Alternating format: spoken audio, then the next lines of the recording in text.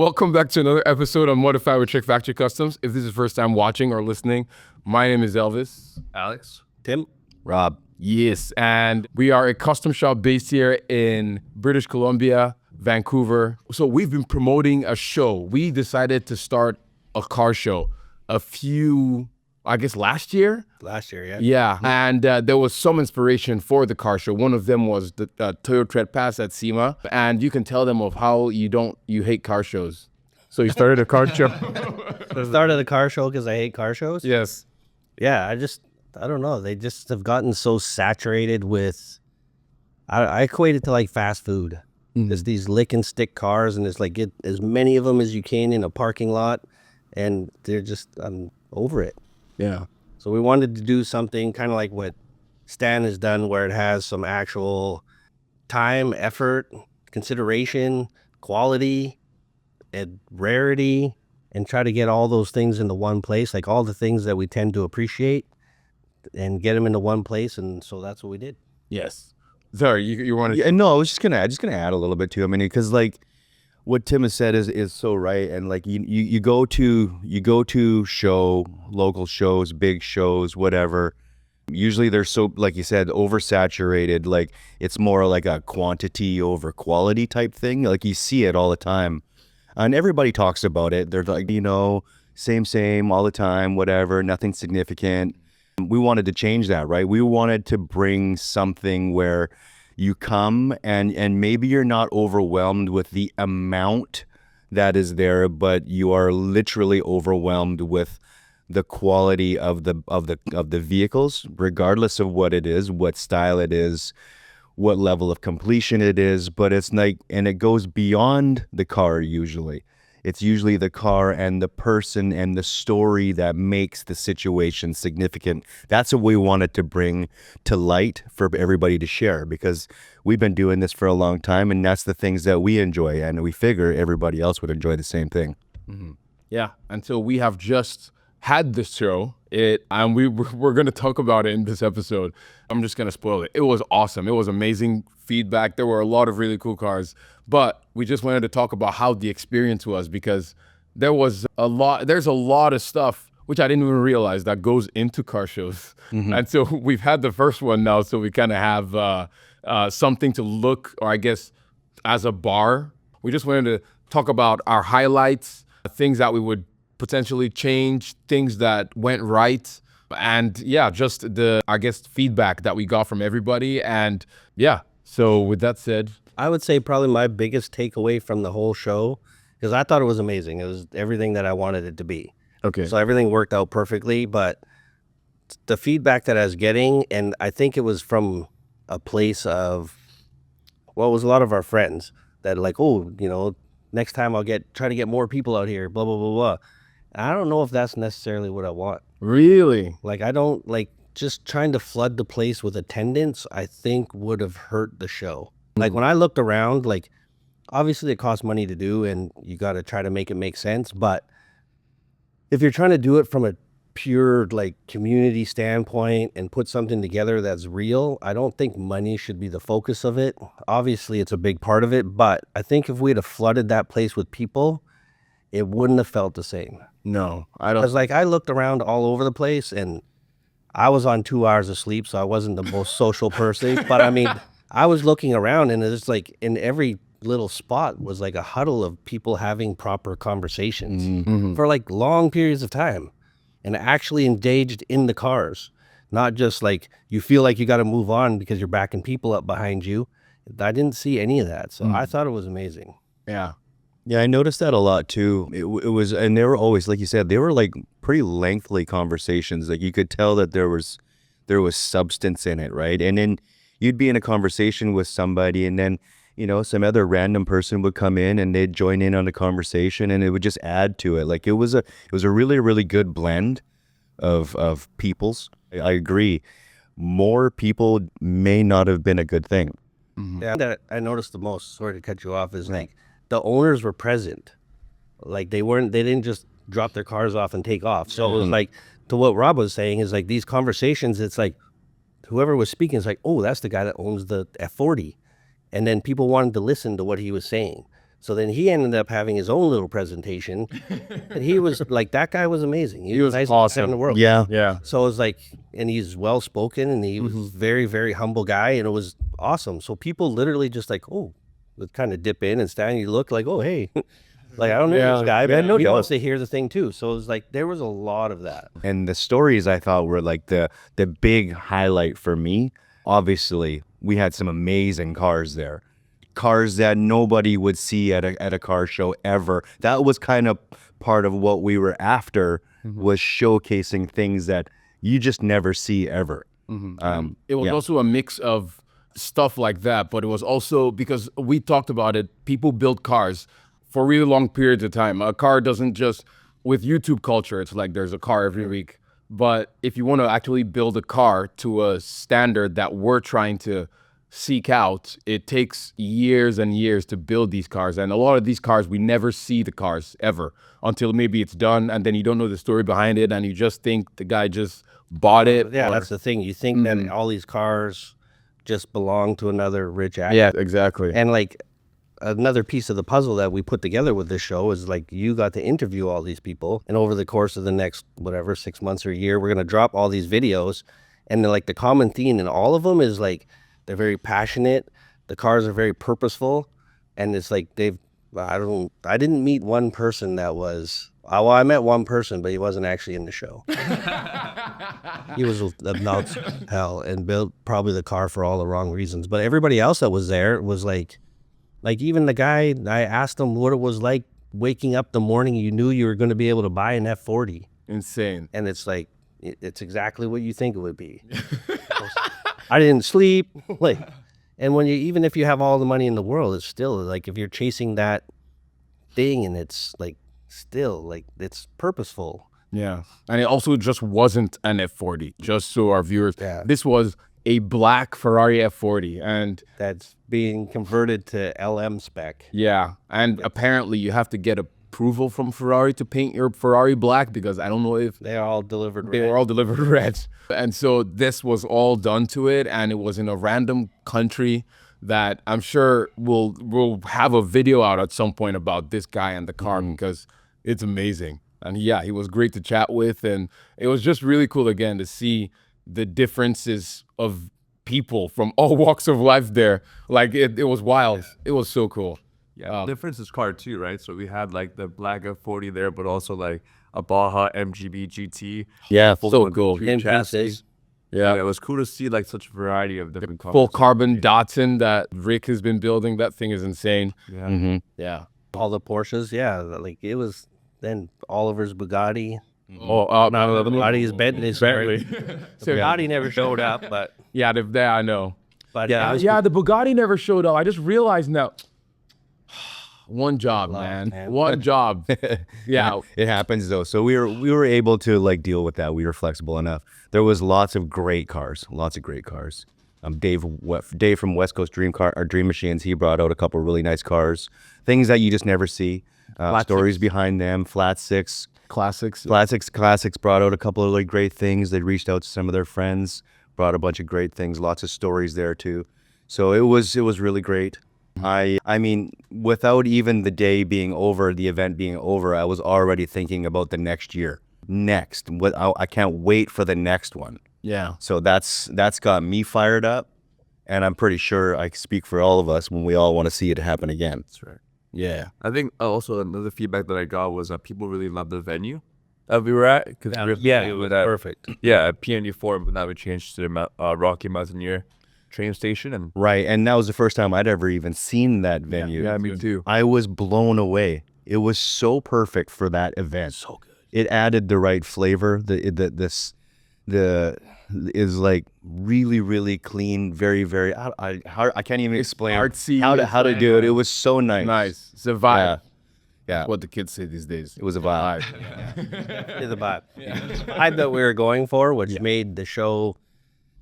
Originally, we were going to do it at P&E Forum because we weren't able to find a space like that. And then through another event that we do, one of the guys there is like, you should do this here. And then that place became available. So it was like, what, 2 weeks before an event, you changed the day. Yeah. You changed the venue. I was so straight. I was like, oh no, no But one's gonna come to just this. the venue brought out like the level of cars that it immediately looking for. changed. Like that's Yeah. Now Really people made were, the show, yeah, for people were more excited about the Yeah. location and I think nowadays, like, you gotta photograph the car as well. You know, make sure all the displays of the cars look good, and then the venue really. like the images that are coming out of that. Oh, it's so good. The lighting was awesome. Like it's like a full open. We'll put some pictures, but it's like a full open plan. Like there's like lights coming in. There's like glass windows on the roofs, and it's beautiful. Yeah, it really was gorgeous. There was a lot of really, really great content capturing people there. You know, cheers to all of you guys posting that Yes. amazing content. Yes. My Instagram is flooded with it, and I love it, every moment of it. Yeah. we got to touch on the downside of the venue, because the downside of the venue was it led into something that was pretty awesome. So basically, that venue is a functioning train station. Yep. So when we got there, we had a really short move-in time. But one of the caveats to the move-in is it had to be on carpet. So we had to create this carpet highway to place all the cars. But the people there that had to move all the train station furniture out for the venue Oh my gosh. they're pretty. I would have to say that They weren't very enthusiastic. Like they were very slow. they had very little hustle. Almost no hustle at all. But so now we got all these guys with all these crazy cars, like just millions of dollars worth of cars just outside in the parking lot. Nobody got upset. Nobody got annoyed, or at least they didn't vocalize it.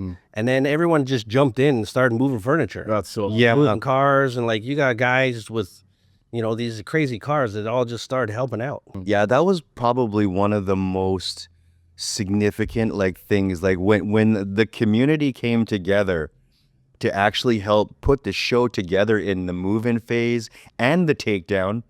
Yeah. I was blown away, because usually it's just us, like we're hustling, we're sweating, we're working, and like everyone else was like chipping in, and I was like, this is amazing, because this is exactly what we've been talking about creating for so many years. Like we've always talked about trying to bring this community together, because everybody's in it for the same reasons typically. We all just love cars, we all want to do these things and have these beautiful events. This is amazing. Those people that had helped us out, you guys are awesome. Appreciate you very much. Because we've all been to shows, like we get praised for it all the time because we're super chill when we show up, and we don't necessarily always have to be. But you go to the registration line, and there's always some guy who wants to be the first guy in, and he doesn't like his spot, and blah blah blah, like constantly. I'm supposed to be here, like, how do you, like, if your car can stand on its own, it doesn't matter where it's going to be. Yeah. We had people talking about some of the cars that attended in the parking lot. Oh my God. But you think if I put your shit box in the middle, everybody's going to appreciate it anymore? Like, no, they know what they're looking at. So like, none of these guys acted up. Nobody was. It was great. Like D-Ride, I gotta give it up to him, because that guy was hustling. He was hauling ass. So Yeah. we appreciate it. Kind of saved the day. Otherwise, we might have been there. I was on 2 hours of sleep on Saturday, and if it wasn't for these guys, it would have been no sleep. No sleep. Like, oh, it's 6. Okay, start again. So if you tried to have a conversation with me Saturday and I seem like a bumbling idiot, that was why. Yeah, and then like you said, the common theme was no sleep. I think the whole week leading up to it, I think maybe 3 hours of sleep every night, and then the night I was editing. it was all terrible. through the night. It was so bad. I mean- I was like, what day is it again? Yeah, It was with so the funny. venue change and the complications, Yeah. trying to orchestrate all of that.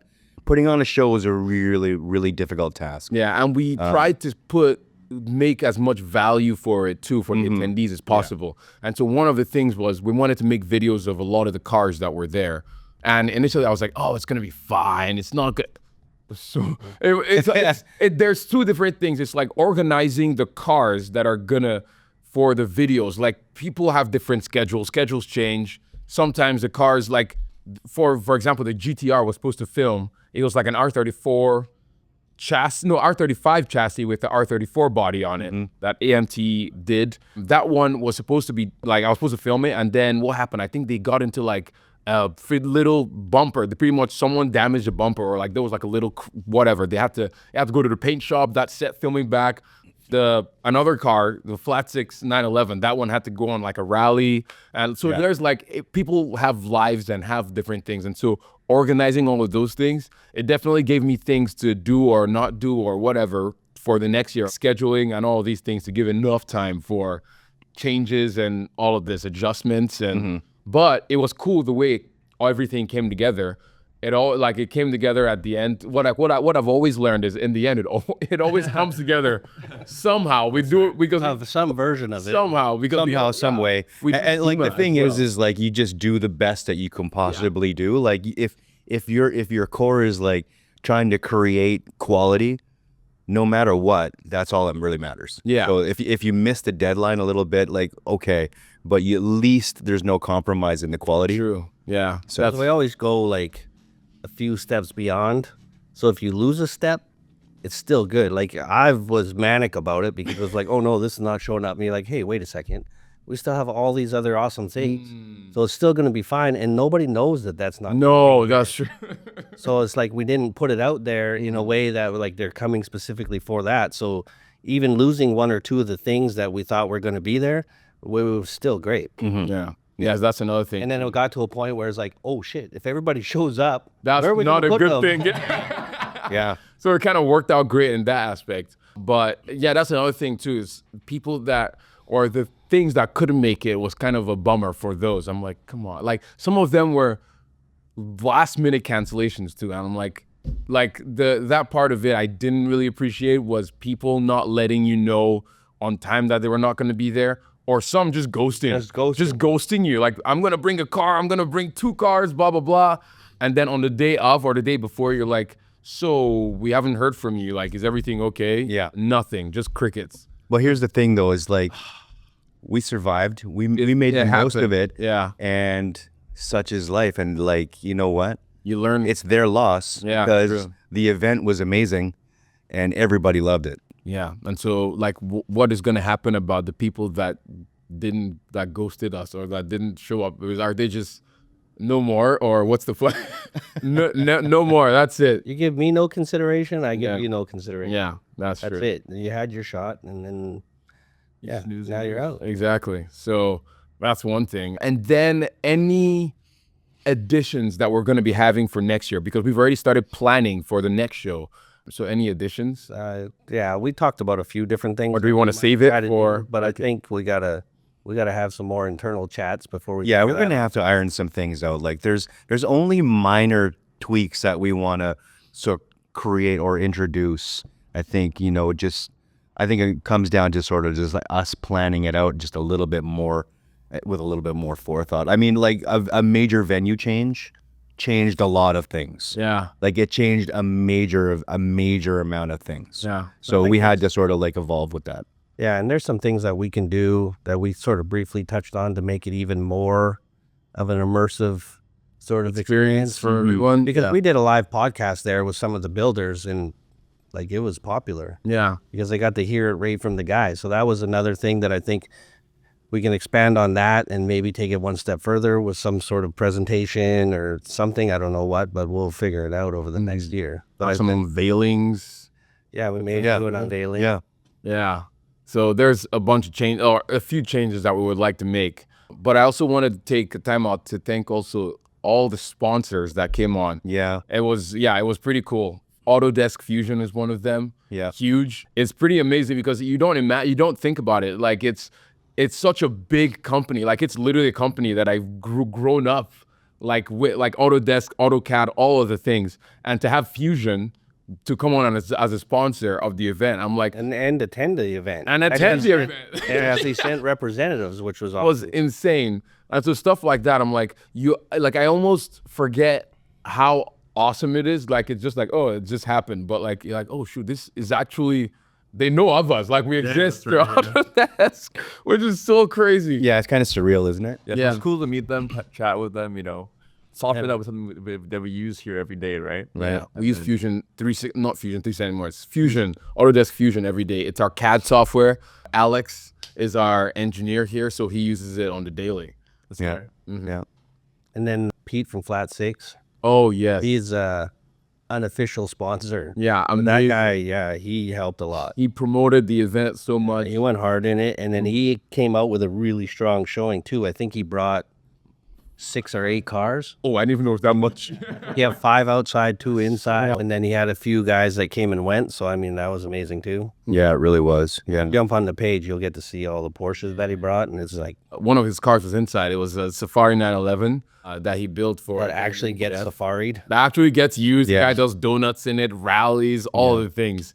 And so it's pretty cool. It was like there were so many people that we were thank the amount of people that we would be here for ages. But I just wanted to just draw some attention to the unofficial and official sponsors that made the day pretty much. And then what else did we want to add? Well, I did want to like say Petrolhead Coffee is one of the unofficial official sponsors. Bags, the coffee. Yeah, we made sure that all the show attendees got some of this too. Dang, yes. And so Petrolhead Coffee is the official sponsor. Oh, it smells so good. Yeah. For TFC and our podcast. Yeah, This so show. Look at this beautiful artwork. Like, it is so cool. There's Cafe Racer, there's Daily Driver, and there is Track Day. So I'm just gonna read the first line of all of them. But for the Daily Driver, it's a Bentley. It's like a Bentley that's drawn on it. It looks so good. But our darkest roast, Daily Driver, is akin to a dependable vehicle that combines smooth performance with a well-balanced experience, all while delivering rich flavor with hints of chocolate and nuttiness. Wow. It also features subtle notes of sweetness. There's extra things, but amazing. Yeah. I would That was amazing. audio book that you narrated. Yeah. Yeah. But Comment if you want to hear like it. 4 different people right now. Yeah. I know all the accents and things, but yeah, so there's a bunch of stuff. Like my favorite drawing is this Track Day. Like, look at it. It's a Porsche 917. I'm trying to, Sick. it is so cool. And it's on the track. So this one, what is the difference in, Gotta read them all. I know, oh my gosh. We have to, different- it's a long different sponsored limbs. segment. Yeah. This one is the Track Day. Rev up your mornings with this incredible coffee, inspired by classic European espresso profiles like a fast car racing down the open road. It delivers a bold punch while smoothly gliding through it. I can't read the whole thing, but it's amazing. You guys should check it All out. on the website. They're all brewed. They're all from Roasted let's see, locally. Brazil. Yeah, they're roasted locally, but this one is Brazil. This one is Indonesia and Guatemala. and Guatemala. Yeah, but we've had some of these, and they are glorious. They're so good. So you guys can Legitimately check them out. glorious. Link in They actually are good. yeah, link Really, in really bio. good. So we thank Petrolhead Coffee for sponsoring this. Again, they're going to have more different flavors and all of that coming out pretty soon. But for now, I think these are the only 3. Yeah. Okay, yeah. So Track Day, That's all you need Daily to know. Driver, and Cafe Racer. You're not supposed to put weird stuff in coffee. No, you don't put like lunch peels and eggshells? No. Okay. Yo, eggshells and coffee is pretty good. Coffee just supposed to be coffee. I just like coffee. I mean, no, yeah, eggshells take out the bitterness in coffee, so you guys can try it. Don't say I recommended it, but just try it. So Petrolhead Coffee, thank you for sponsoring Curated Custom Car Show, Modify with Trick Factory Customs. Yeah. What else? Trick Factory Customs. Check them out on Instagram. You can Google to check out the website if you want to. And I think that is it. Anything else? Anything else from the car show or any housekeeping or anything I wanted to add? No, I just want to say, look forward to 2026 Curated Custom Car Show. I have something else to say Okay. Yeah. about car shows. I think some of these other car show guys need to take into consideration that these cars are these people's pride and joys. It does, like you said, take time. It costs money for them to bring these cars out, and I think it should be more appreciated. Yeah. So hopefully we did that well. And yeah, Yeah. if you want me to bring my car to something, just show a little respect, because we tried to bring cars that people want to see, not cars that people want to be seen. Seen. Yeah. That's the way. Yeah, there's a very big difference in what that actually means, isn't there? Yeah. So, yeah.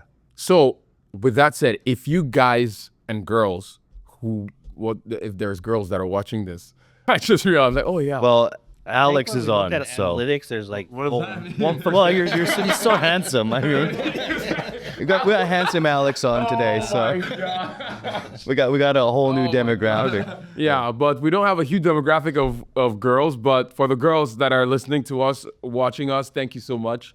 But if you know of any cars that we could or that could be interesting for our show next year, it almost doesn't matter where you are. Even if you're in the States and you're listening to it and you're like, yo, I want to come up to Vancouver, we welcome you. So we had some people come from the States, and so we're in Vancouver. The show, do we fix a date for next year? I think we're about to, so we'll have to. July, it's in sometime in July. July next year. And we also, just let us know of any cars that you find that are like, these cars need to be seen, or you think. And you don't have to. It doesn't have to be an F40. It doesn't. No. Have to be, we had a Toyota Tercel in there, and we That Tercel was cool. Honda Civic wagon. So Oh it's my like, gosh. like we are trying to say is like it's just as much as about the story and the passion and the car. Like it doesn't have to be expensive. It doesn't have to be exclusive. It's like we had one in there on a chassis table. That was probably one of my favorite cars, actually. Like that is like the single biggest standout that a lot of people commented on is like we have, these other crazy $1 million Bentleys, and then we got a Toyota Tercel that the guy built himself in the garage. And it's a track car, and he actually hill climbs it, blew the engine, sadly, but But I mean, that's the story, and that's how the evolution goes. yes. A lot of people, that would have been the end of their racing career, Mm-hmm. but for him, it's just a continuation, and it's, another evolution of the car. So Yeah. if you have somebody like a lot of these people that do these things, they're not looking for attention. No. So they're hard to We're find. just doing So, exactly. like if you know of somebody that Yeah. you think could deserve a little attention, a little bit of help, and maybe you get some sponsorship out of Yep. it, or you get some attention, or even it helps renew your enthusiasm for the project because you realize other people appreciate it too, then send it to us. Yeah, that's another thing I didn't even talk about was renewing the urge, or almost gets me fired up to build something, because I'm Yeah. like, oh my gosh, after seeing some of these cars, I just want to go full on and just build something. So that urge is there for me. So if you know someone with a kind of car that suits that description, hit us up at hello@curatedcustomcarshow.com. I'll say it again, hello@curatedcustomcarshow.com, or just hit us up on Instagram. We're also there. And again, we talked about potentially getting sponsors. There are some people that are building that you're like, you're going to need some sponsors to take it all the way there. If you're not going to want to build a car for 20 or 30 years, because these cars are expensive to build, a lot of them. And so I know one of the guys, or more than one of the guys that we've done videos for, like they've already gotten people or sponsors that are interested just because of, again, the videos that we put out on our YouTube and Instagram. People that have As much attention as we can bring companies to have it, reached out. we will try. Yeah. Like- So, that's pretty much it. Anything else? I think that's it. Sweet. Okay. Thank you all so much for watching, listening. We will see you guys later. Bye.